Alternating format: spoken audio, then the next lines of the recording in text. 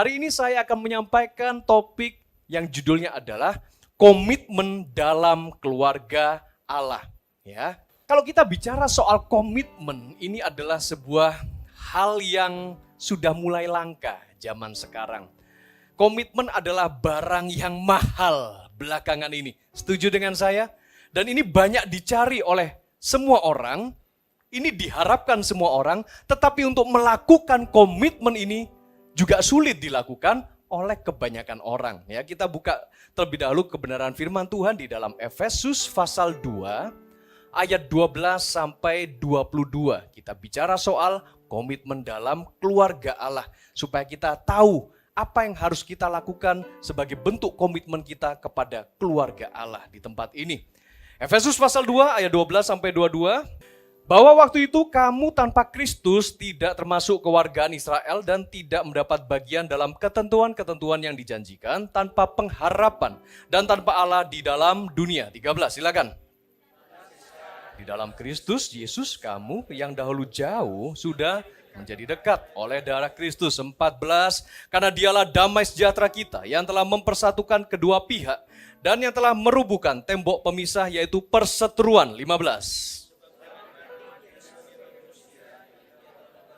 Hukum Taurat dengan segala perintah dan ketentuannya, untuk menciptakan keduanya menjadi satu manusia baru di dalam dirinya, dan dengan itu yang mengadakan damai sejahtera, dan untuk memperdamaikan keduanya di dalam satu tubuh dengan Allah oleh salib, dengan melenyapkan perseteruan pada salib itu. 17.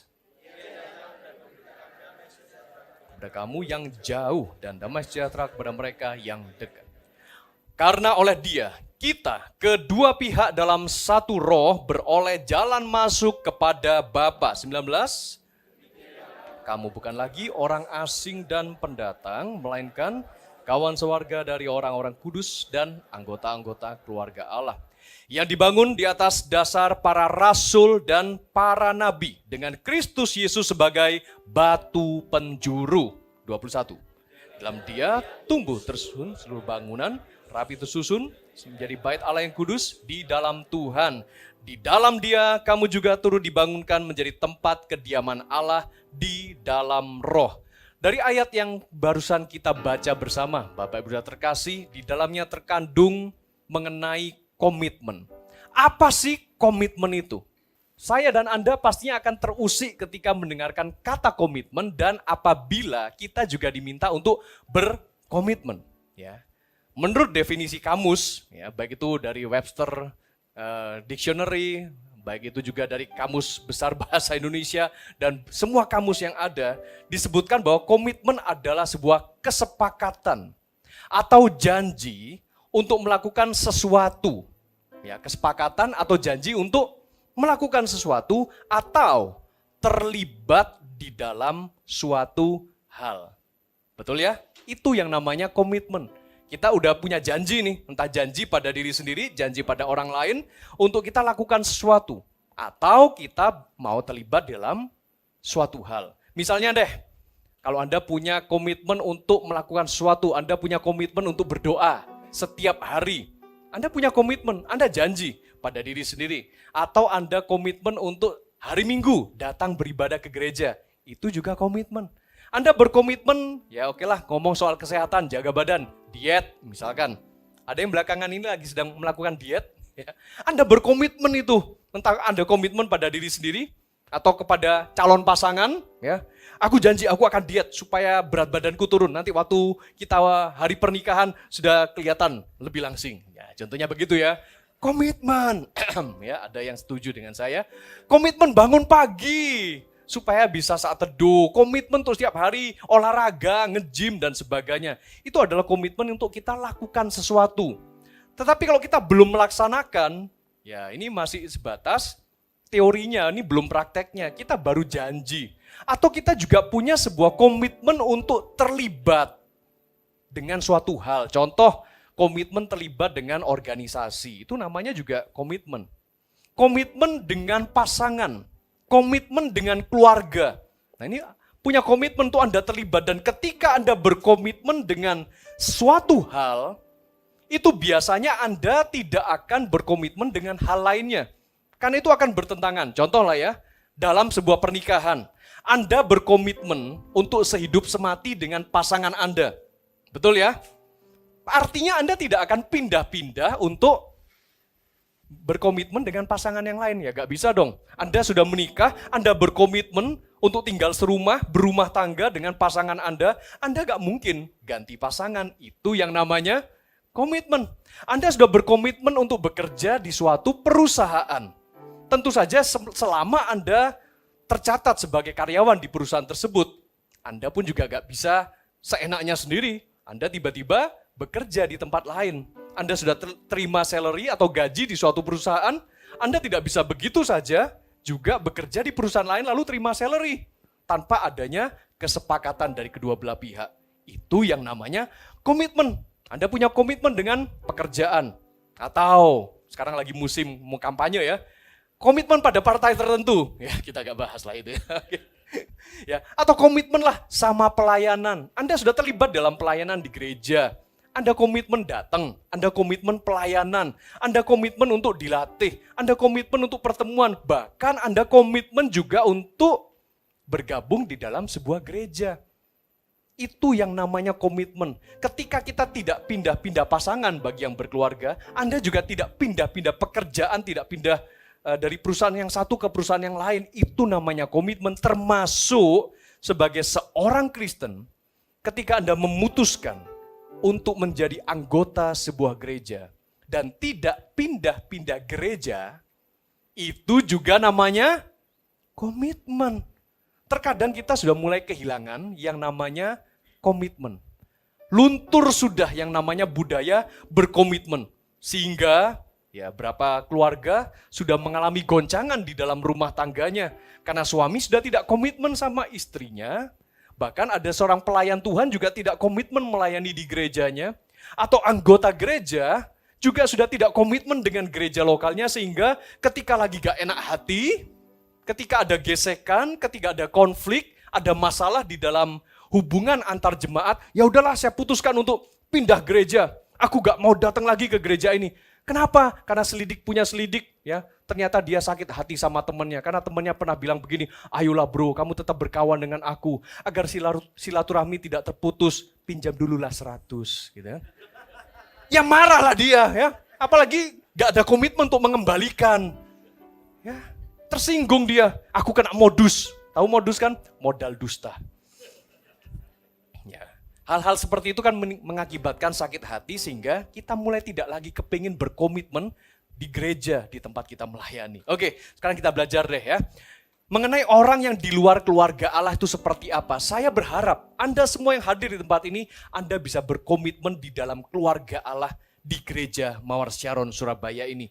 Apabila kita berada di luar lingkaran keluarga Allah, seperti di ayat 12 dikatakan demikian bahwa waktu itu kamu tanpa Kristus tidak termasuk kewargaan Israel dan sebagainya. Oke, lihat ya, dari ayat yang 12 ini ada beberapa ciri orang-orang yang di luar keluarga Allah, di luar komitmen terhadap gereja atau keluarga Allah. Yang pertama adalah tanpa Kristus. Bahwa waktu itu kamu tanpa Kristus. Kemudian yang kedua, tidak termasuk kewargaan Israel. Saya jelaskan dulu, Pastor, lalu apa hubungannya ini dengan Israel yang sekarang mungkin lagi mengalami konflik, peperangan di sana? Ini kita gak ngomongin masalah Hamas, Palestina dan sebagainya lah ya. Oke, ini surat yang ditulis oleh Paulus pada waktu itu kepada jemaat di Efesus. Dan jemaat yang digembalakan di Efesus itu ada yang sebagian dari orang Yahudi, orang Israel yang kemudian jadi Kristen. Lalu ada juga orang yang di luar Yahudi yang juga menjadi Kristen. Nah, orang yang di luar keluarga Allah pada waktu itu yang dimaksudkan adalah kalau mereka itu bukan orang Israel dan mereka belum pernah dengar Injil, mereka belum pernah mendengar bahwa Yesus adalah juru selamat, ini yang disebutkan oleh Paulus, kamu tidak termasuk kewargaan Israel. Karena memang masih tetap perjanjian Tuhan yang mengatakan bahwa Israel adalah umat pilihan Allah. Keselamatan hanya muncul dari garis keturunan Israel. Yesus Kristus dilahirkan dari garis keturunan orang-orang Yahudi. Oleh karena itu, bangsa Israel pada waktu itu dikenal sebagai bangsa yang dipilih oleh Tuhan, dan dari Israel ini lahirlah Yesus Kristus yang menjadi juru selamat dunia. Sehingga pada zaman itu masih sangat melekat di dalam setiap pemikiran orang-orang yang ada di Israel, orang-orang yang bertobat, orang-orang yang menjadi Kristen, bahwa keselamatan hanya dari garis keturunan Israel. Jadi orang di luar Israel, selain orang Yahudi, seolah-olah mereka belum diselamatkan. Tetapi Paulus pelan-pelan menggiring bahwa, oke, katakanlah kamu dari bangsa lain, kamu belum keluarga Allah, kamu juga tetap diterima kok. Kamu boleh bergabung dengan bangsa kami, bangsa Israel, supaya kamu juga mengalami keselamatan yang datangnya dari Yesus Kristus. Oke, kita kembali di sini. Ciri-ciri orang yang di luar keluarga Allah. Yang pertama, tanpa Kristus. Karena orang di luar Israel masih belum mengenal siapa Yesus itu.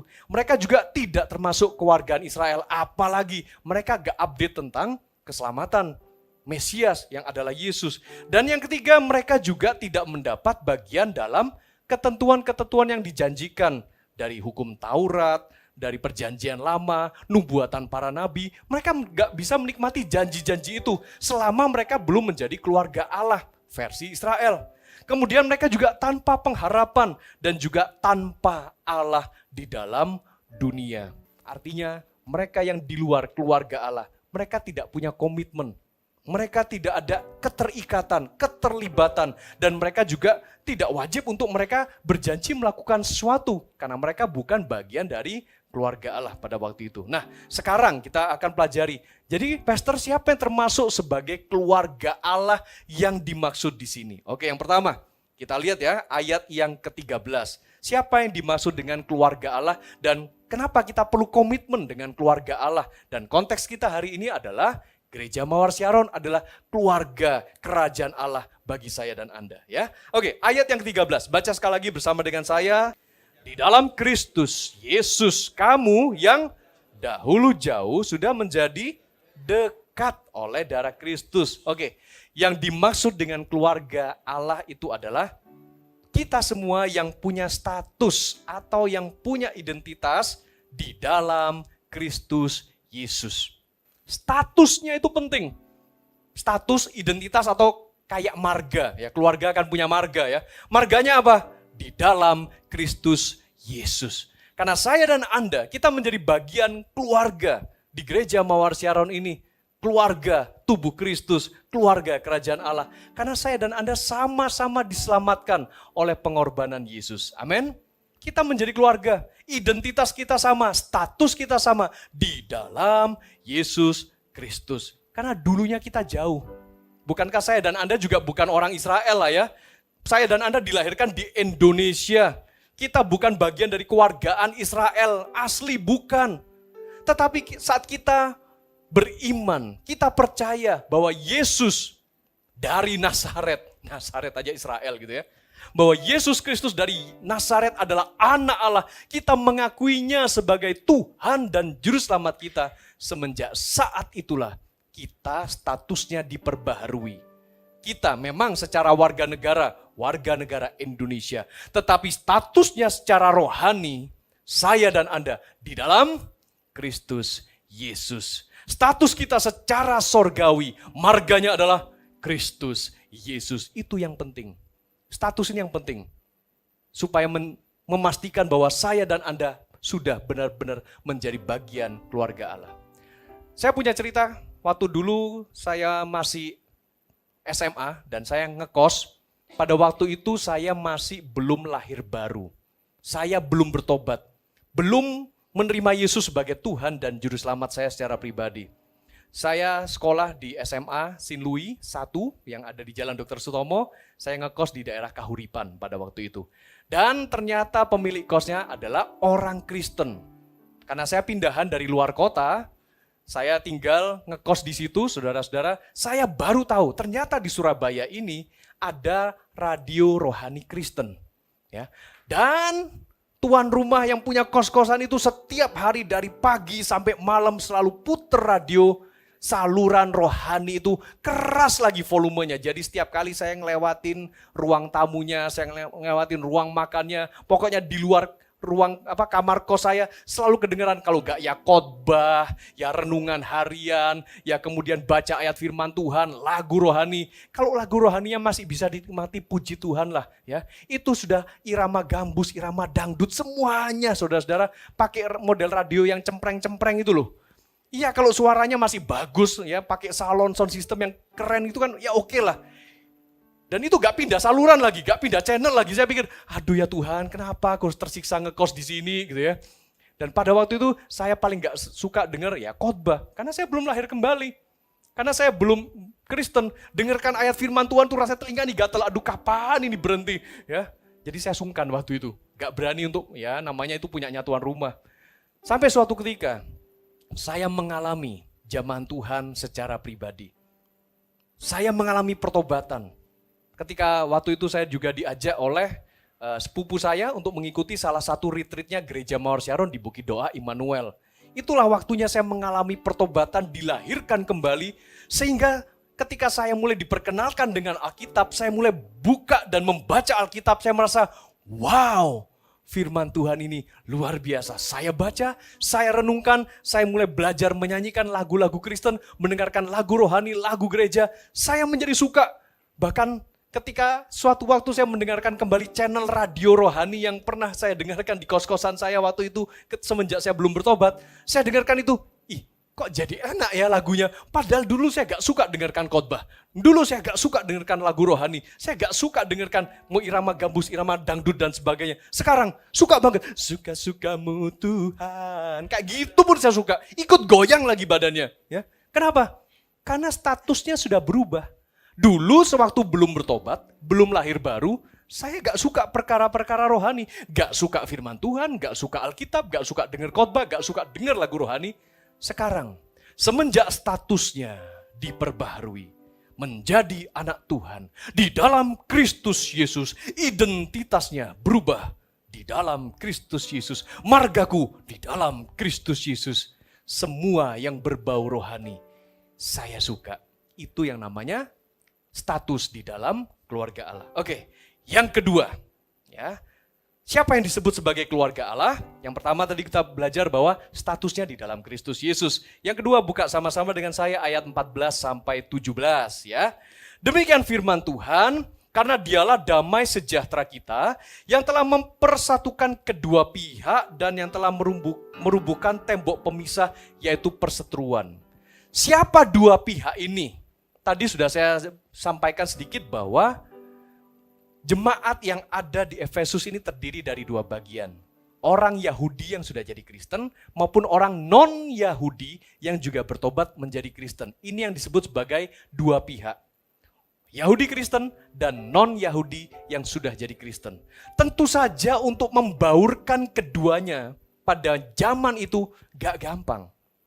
Sama seperti seolah-olah ini ada warga Israel, mereka yang latar belakangnya dipenuhi dengan pemahaman akan hukum Taurat, lalu mereka mulai percaya bahwa Yesus adalah Mesias.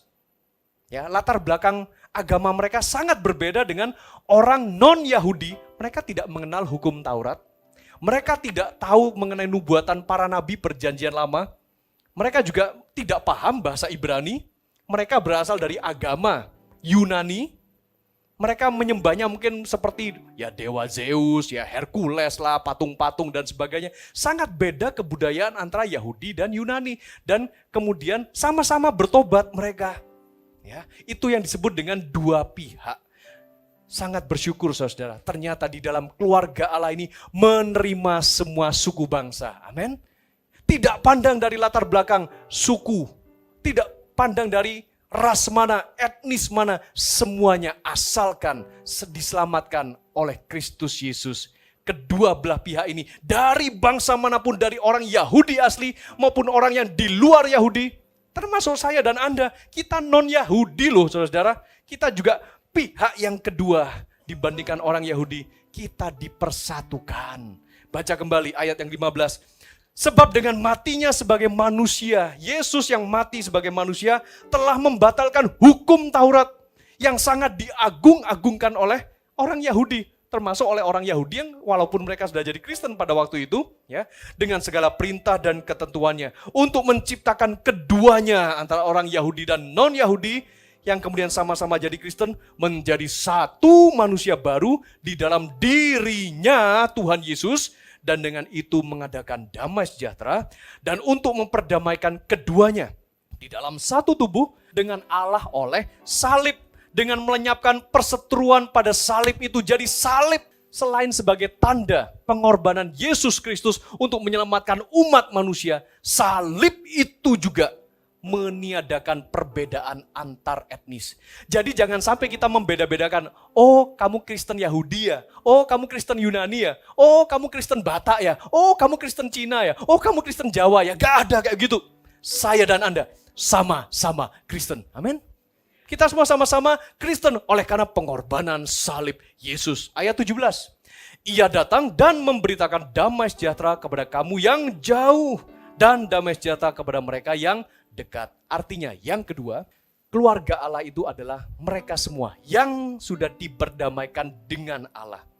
Tidak pandang dari suku mana, dari etnis mana, kaum ataupun bangsa manapun juga, asalkan sudah diperdamaikan dengan Allah melalui pengorbanan Yesus di atas kayu salib, kita semua adalah bagian keluarga. Amin. Ya. Jadi jangan Anda merasa bahwa, oh aku berasal dari etnis ini, aku tidak sama seperti suku yang melayani di gereja ini dan sebagainya. Kok kayak aku beda warna kulit, aku kok juga beda style rambut dan sebagainya. Sama. Asalkan saya dan Anda, kita sudah diperdamaikan oleh pengorbanan Yesus di atas kayu salib. Kita semua adalah bagian dari keluarga Allah. Tandanya apa? Salah satu tandanya adalah Anda benar-benar mengakui dengan mulut kita bahwa Yesus adalah Tuhan dan Juru Selamat pribadi. Kita percaya di dalam hati kita bahwa Allah telah membangkitkan Yesus juga dari antara orang mati. Karena kadang-kadang gak kelihatan loh. Karena dari beberapa tahun yang lalu, saudara-saudara, ada seorang suami yang mendampingin istrinya untuk datang beribadah di gereja Mawar Syaron. Dan ini sudah menjadi teman dekat saya juga bersama dengan keluarga. Karena pindahan juga dari luar kota, ya, tapi bukan cerita yang tadi lagi mandi itu, bukan, ya. Jadi kami sudah mengenal yang istrinya dulu, karena sudah jadi jemaat kami waktu saya dan istri melayani pengembalaan gereja Mawar Syaron di luar kota. Kemudian gak berapa lama, kemudian pasangan suami istri ini pindah duluan kerja di kota Surabaya. Dan akhirnya kami nyusul juga, kami pindahlah di kota Surabaya. Ketemu lagi, yang istrinya ini sudah bertobat, suaminya belum. Ya. Tetapi karena gak punya teman-teman yang lain, akhirnya yang suami ini setiap hari Minggu diajak sama istrinya datang beribadah ke gereja. Hanya ketemulah, kenalanlah dengan saya, kenalan juga sama istri. Hanya kami berkawan, kami bersahabat. Karena kami berusaha supaya juga mau menjangkau suami dari teman kami ini. Ya, jangan sampai dia sudah pindahan dari luar kota, kurang kenalan, kurang koneksi, cuma tahunya sama teman-teman kerjanya aja, tetapi kerohaniannya tidak terpelihara. Hanya kami ajak dia makan bareng, jalan bareng. Intinya waktu kita mau menjangkau seseorang, kami mengutamakan persahabatan. Lalu singkat cerita, sang suami ini merasa senang bisa kumpul dengan kami. Dia membuka hatinya, dia membuka dirinya. Lalu kenalan juga dengan teman yang lainnya. Ada yang pindah juga dari kota yang lain itu, dia pindah juga di Surabaya, ketemu lagi sama teman lama, sama-sama diajak ke gereja. Jadi lingkaran pertemanan dari suaminya ini mau tidak mau adalah kita semua, teman-teman gereja. Karena istrinya juga akhirnya pelayanan di gereja Mawar Syaron. Suaminya aja juga memutuskan, ya dah saya ngantar istri saya datang lebih pagi ya.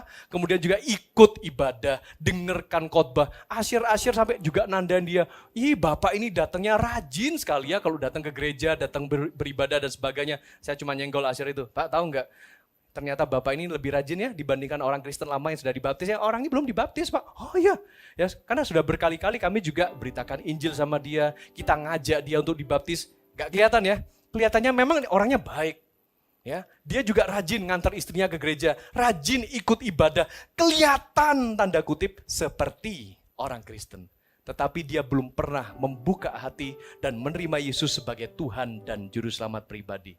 Sampai suatu ketika, ya sekitar bulan Mei yang lalu, dia telepon saya secara pribadi. Pak Robert, nanti bulan Juli saya ingin memberikan diri saya dibaptis. Oh ya Pak, silakan, nggak apa-apa. Tetapi ada beberapa hal yang mau saya tanyakan dulu kepada Pak Robert. Karena masih ada sesuatu yang mengganjal untuk dia beriman kepada Tuhan Yesus. Karena dia tiap kali datang beribadah hari Minggu, dengarkan khotbah, cocok. Dengarkan lagu pujian, dia juga cocok.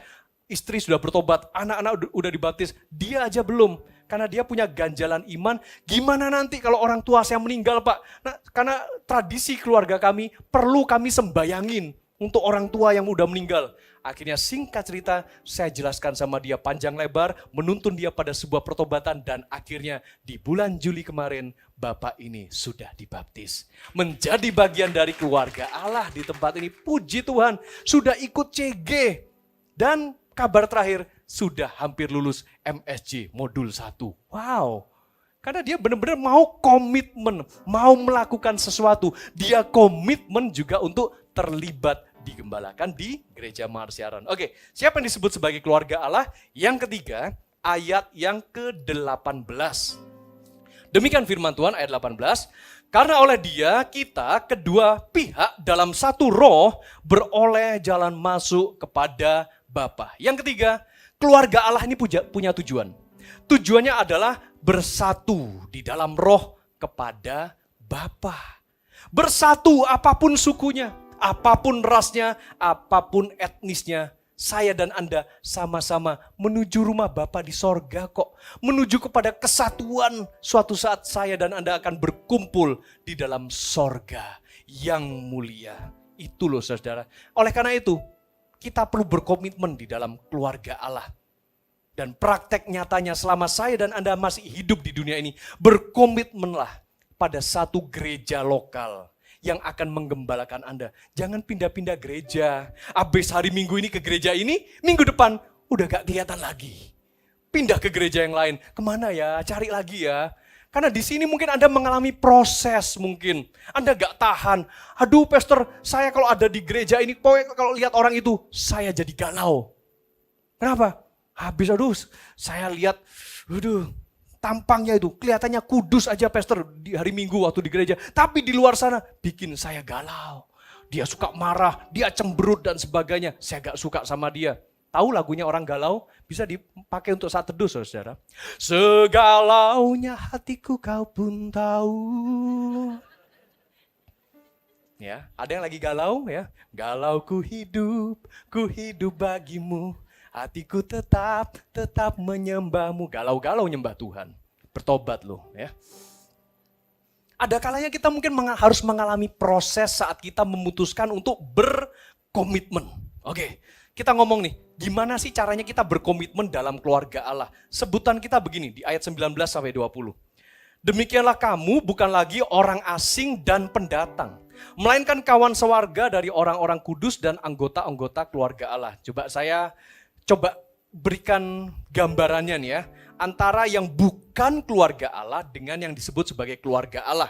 Keluarga Allah yang disebut sebagai kawan sewarga dari orang-orang kudus dan anggota-anggota keluarga Allah ini dibangun di atas dasar para rasul dan para nabi dengan Kristus Yesus sebagai batu penjurunya. Ya. Yang bukan keluarga Allah tadi di ayat 19 disebutkan bahwa kamu bukan lagi orang asing dan pendatang. Nah, orang asing dan pendatang ini bukan keluarga Allah. Contoh lah ya, misalkan ada yang belum dibaptis, ada yang baru pertama kali datang ke gereja dan belum kenal Injil, belum ngerti kekristenan itu apa. Anda mungkin hanya sekedar ya cuman baru datang aja ya, pendatang. Anda masih orang asing, gak kenal siapa-siapa. Tetapi kalau Anda mulai berkomitmen, Anda mulai disebut sebagai kawan sewarga dari orang-orang kudus dan anggota-anggota keluarga Allah. Inilah yang membedakan. Satunya disebut tanpa komitmen. Dan satunya disebut dengan orang yang berkomitmen. Anda yang mana? Apakah Anda sudah memiliki komitmen di dalam keluarga Allah? Keluarganya Tuhan Yesus. Keluarganya gereja ini loh saudara-saudara. Anda sudah punya komitmen belum? Jangan hanya sekedar, ya aku merasa diriku Kristen lah ya. Aku datang ke gereja lah hari Minggu. Minggu depan, ya belum tentu.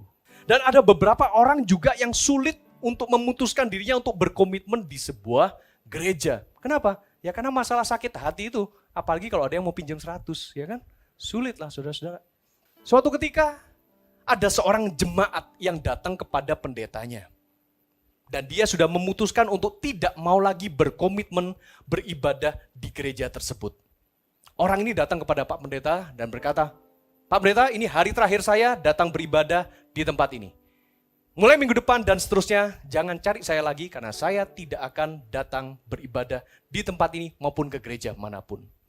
Lalu pendetanya tanya sama dia, loh kenapa? Kamu tidak mau lagi berkomitmen di rumah Tuhan, beribadah di gereja ini. Karena saya lihat kehidupan setiap jemaat yang ada di tempat ini, mereka semua tidak baik-baik saja. Karena saya mendapati di antara mereka, ada yang selama beribadah berlangsung, mereka main handphone. Waduh, maaf bukan nyindir ya, oke, segera masukkan handphone Anda kalau gitu ya, oke. Yang kedua, saya perhatikan di antara mereka yang beribadah di sini, mereka sukanya gosip. Ya.